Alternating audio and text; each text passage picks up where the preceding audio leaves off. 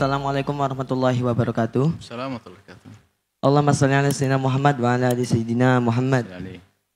Mohon maaf Buya izin bertanya dan mohon maaf bila saya sering bertanya.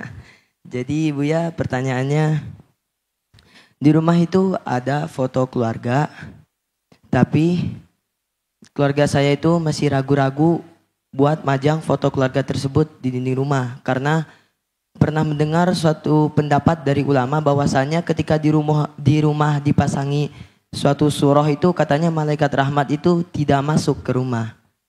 Tapi saya juga pernah mendengar bahwasanya memasang foto keluarga itu boleh-boleh saja Buya. Jadi saya butuh pencerahannya Buya. Syukron, itu saja pertanyaannya. Wassalamualaikum warahmatullahi wabarakatuh. Waalaikumsalam warahmatullahi wabarakatuh. Betul bahwa memajang foto menjadikan malaikat rahmat, memajang gambar bukan foto, bahasanya surah bukan foto. Memajang gambar menjadikan malaikat rahmat tidak masuk, tapi gambar yang diharamkan. Nah, nanti masuk pembahasan gambar. Surah itu ada 5 model. Yang pertama adalah gambar yang halal mutlak, disepakati kehalalannya. Gambar biarpun berpatung bentuk. Gambar yang berbentuk mutlak kehalalannya yaitu gambar yang bukan dari binatang atau sesuatu yang bernyawa.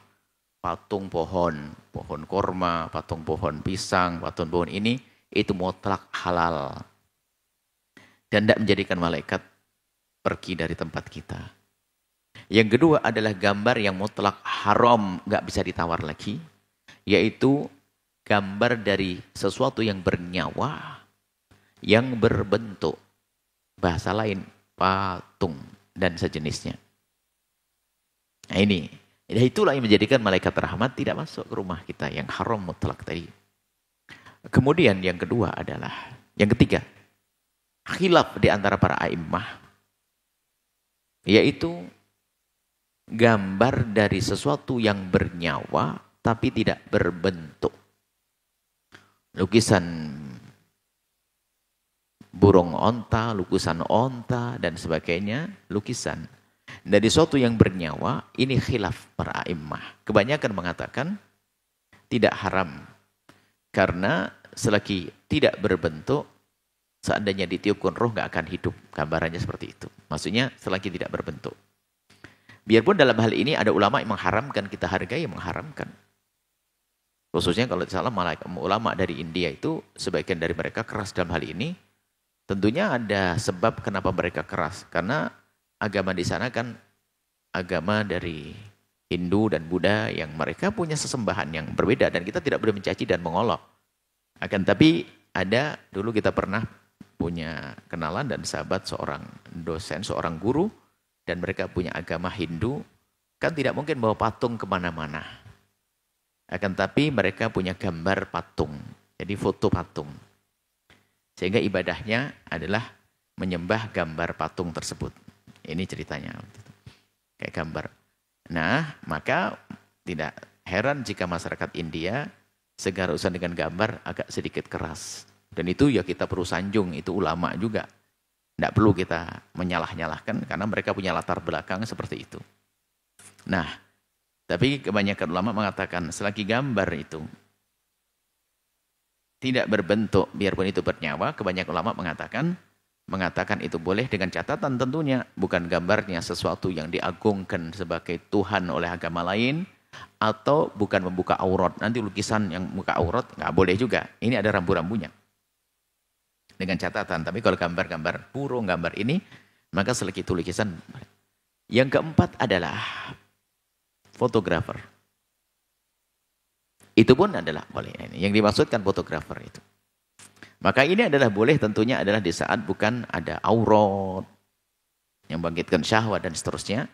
Maka fotografer adalah kebanyakan mengatakan itu boleh. Nggak ada masalah, tentunya adalah bukan membuka aurat, bukan yang menjadikan orang bangkit syahwat. Nah, kemudian setelah itu ada yang kelima adalah boleh gambar yang berbentuk. Gambar berbentuk, gambar bernyawa tapi berbentuk, tapi untuk mainan anak kecil. Maka disinilah peluang memperkenankan boneka buat anak kecil. Kalau sudah gede, haram boneka. Maka seorang suami ngasih hadiah istrinya boneka nggak boleh. Tapi kalau ngasih anak kecilnya boleh. Karena apa? Untuk tarbiyat, untuk mendidik anak kecil, khususnya perempuan. Masa anak laki-lakinya suruh pakai boneka? Enggak, gendong boneka enggak kan? Biasanya anak perempuan gendong boneka untuk melatih kemandirian nanti di saat menjadi ibu-ibu.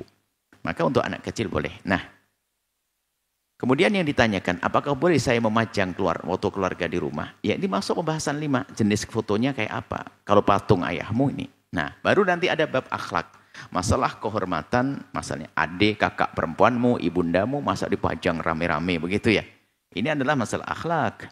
Masalah kemuliaan diri. Sehingga Anda jangan gampang memajang fotonya orang. Biarpun, wah ini kan boleh fikihnya, memajang fotonya. Dia akan marah. Kenapa? Dia punya cemburu. Tidak ingin istrinya dipamerkan. Tidak ingin anak putrinya dipamerkan. Ada sebagian orang yang punya kebiasaan mulia, tidak memajang anak perempuannya fotonya, tidak memajang istrinya. Ini adalah hak kecuali di ruang dalam, yang biasanya untuk keluarga saja. Bukan dipajang di luar rumah. Nah, tinggal golongan kita ini golongan yang mana? Kalau golongan di keluarga kita adalah keluarga yang biasa-biasa ya, itu juga biasa. Akan tapi ada sebagian orang yang tidak mau dengan itu. Jangan dong, masa anak perempuanku aku pajang, dilihat oleh banyak orang nanti. Wah, ini sah. Itu masalah kemuliaan keluarga. Maka alangkah baiknya foto keluarga tentunya jika itu ada anak perempuannya, istrinya, bukan dipajang yang bakal dilihat oleh semua orang. Mungkin di kamarnya untuk keindahan. Ada foto kenangan, pengantin, waktu umroh dan sebagainya, jangan dipajang di luar. Maka Anda sebagai wanita muslimah coba, foto Anda dipandang gede-gede di alun-alun sana, malu dong. Nah, kok bisa?